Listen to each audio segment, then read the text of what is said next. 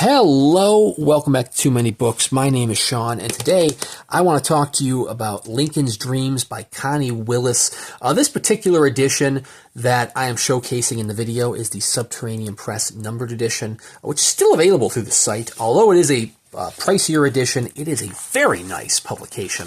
I will go into more details after I'm done talking about the novel itself. But the artwork you are seeing here is by Marcela Bolivar, who provided the artwork for the Subterranean Press edition. So let's dive in. Connie Willis is a heavy hitter in the science fiction realm, science fiction fantasy world. But Lincoln's Dreams was her debut solo novel. She had previously co-written a novel. She'd previously read some short stories. This was her first novel-length work that was only her own work. And it won her a couple awards back in the day. I know the Campbell Memorial Award for Best Science Fiction Novel, I believe, was one that she won. Yep, back in 1988. And it's all right. I mean, I will admit, I have never read Connie Willis before. I have some Connie Willis in the pile, and I do have an edition of Doomsday Book coming very, very soon from The Broken Binding. But I wanted to dive in and read her debut, figuring what better way to start than with the start of her publishing novels. And, yeah, I mean, it's decent. It follows a research assistant by the name of Jeff. He helps a writer do research into Civil War era, information.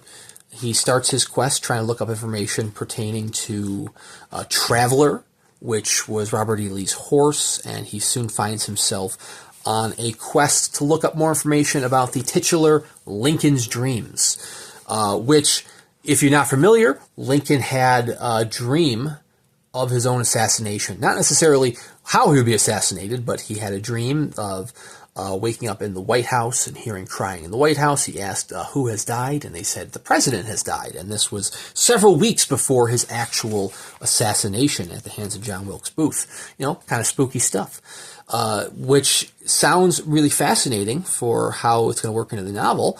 But I hate to say, it doesn't really work into the novel. Lincoln's Dreams, despite the title, isn't really about Lincoln's dreams. It's more so about Robert E. Lee's dreams, and Robert E. Lee, the Confederate general, and his dreams' strange connection to Annie, a young woman who is being haunted by, quite frankly, haunted is the word I will use, haunted by Robert E. Lee's dreams. Even though 100 years have passed between the two of them, every time she goes to bed, she is dreaming what Robert E. Lee had dreamed during the Civil War, which is honestly a harrowing and horrifying experience, if you ask me.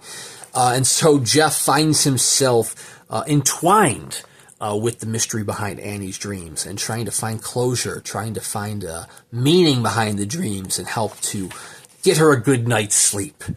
And they soon find themselves on the run from the doctor, Jeff's former roommate, the doctor who is doing some very shady medicinal care, shady practices with Annie, who is his patient and sort of girlfriend. But yeah, they find themselves on the run, and as they are on the run trying to get to the bottom of these dreams, Jeff continues doing his research into, he keeps doing his job, doing research into Lincoln's dreams, trying to figure out what meaning is behind them. And yeah, I mean, it's an all right read. It's almost like a longer novella versus like a short novel. I mean, we're looking at just over 200 pages.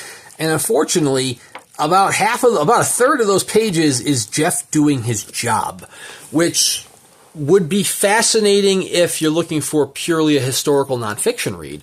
But with me going in kind of expecting sort of a drama with some science fiction thrown in, a third of the novel being dedicated to him doing his job is a little boring. I do find the Civil War fascinating. Connie Willis does know her stuff. Or if she doesn't know her stuff, she at least has a convincing enough voice to make me believe she knows her stuff, which is incredibly impressive. Each chapter opens up with a little paragraph pertaining to Traveler Robert E. Lee's horse. And I feel like that was actually the most interesting nonfiction tidbits of the whole novel. I found myself not really caring about him trying to learn about Lincoln's dreams because it didn't necessarily push the plot forward. It didn't actually pertain to Annie's dreams or why Annie's having the dreams. So, I mean, you have that portion of the novel, half of the novel dedicated to, dealing with this strange entwined sense of consciousness with Robert E. Lee, and then you have half of Jeff doing his job. So you have great half of the novel, kind of questionable half of the novel. I mean, nonfiction info dump, which is still educational, still not too bad, but not what I was expecting once mixed together.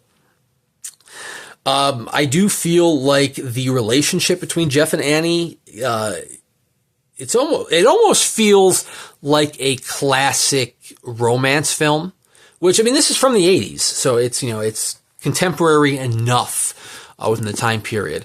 But you have those older romances, whether it be like Charades comes to mind, the best film Hitchcock never made. Best Hitchcock film Hitchcock never made, where you have Audrey Hepburn and Cary Grant going on the run, and you have kind of like a forced, like, they fall in love after just being on the run after a few days. Actually, it's probably a bad example because they don't really fall in love with that one. They have a flirty relationship, but you know what I'm talking about, though, right? Those romance films where characters just inexplicably fall in love after very, very brief circumstances. And that kind of happens with Jeff and Annie, which is almost to an uncomfortable degree because no, he's not taking advantage of her, but it still doesn't quite feel right as a reader. At least not for me. I don't know. Maybe for like the romance readers out there, I will wholly admit that I am not a huge romance reader. I mean, I will read them by all means, but it's not my cup of tea. It didn't quite do anything for me. It kind of felt kind of skeevy in a way. But yeah, I mean, Lincoln's Dreams, it's a better title than Lee's Dreams, that's for sure. But all in all, it wasn't the best first impression from Connie Willis. I mean, it definitely felt like an early novel. I mean, I'm sure her writing abilities have only grown from here. I'm definitely looking forward to checking out Doomsday Book once that arrives to the Broken Binding. I will say Subterranean Press's edition is very nice. It is pricey. I mean, I got mine on sale. Full price is $150, which is a bit pricey. I mean, it does have these very nice illustrated end papers featuring Traveler, who is really, like I said, the most endearing part of the novel. Traveler. I mean, that's heartbreaking when you're learning about Traveler's life. And that's only from like a short paragraph for each chapter, which is wild. It does have full color printing. I mean, it didn't necessarily need that. Maybe that could have brought the price down. But I mean, for the price that you're paying, it is a very fancy edition. It might not be as fancy as some other editions out there. And if it is a title that you are looking for, just go pick up a trade edition. You don't have to go with this edition by any means. This is, but if you are a huge Connie Willis fan, huge fan of Lincoln Dreams, then this might be the edition for you.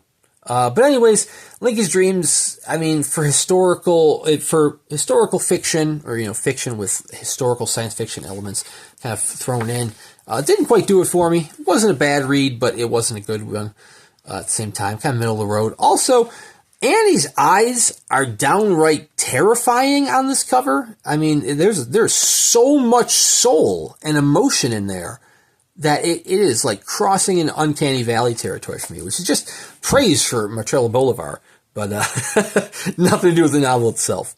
Anyways, thank you guys very much for watching. Please consider subscribing to the channel.